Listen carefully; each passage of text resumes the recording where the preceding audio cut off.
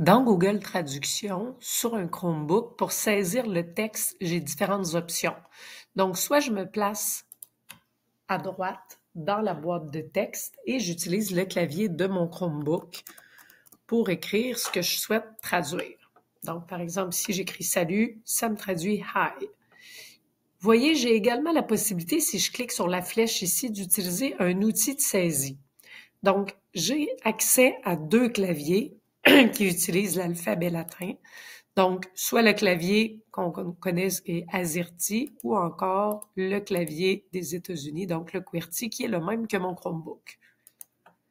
Je pourrais également utiliser l'écriture manuscrite, ce qui va me faire apparaître une boîte ici. Donc, si par exemple, je ferme ça et je viens écrire « Salut » à la main, vous voyez que ça va faire la même chose. Là où c'est intéressant, c'est si j'ai besoin de traduire une langue qui n'utilise pas le même alphabet que le français. Donc, si par exemple, je prends l'ukrainien, vous comprendrez que si un élève ukrainien qui ne parle pas le français souhaite utiliser Google Traduction, il ne pourra pas écrire avec le clavier de son Chromebook. Donc, il y a la possibilité, en cliquant sur la flèche, de venir chercher le clavier ukrainien.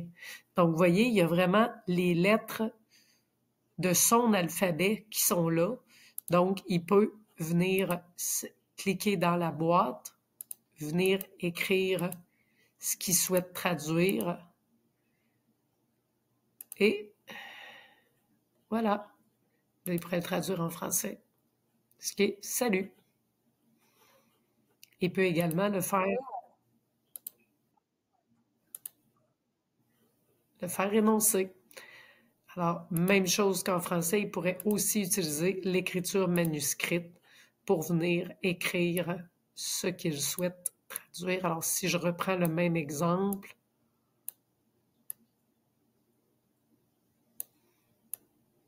vous voyez que même si j'ai une souris et que ça n'écrit pas très bien, vous comprendrez qu'il a traduit quand même ce que j'ai écrit.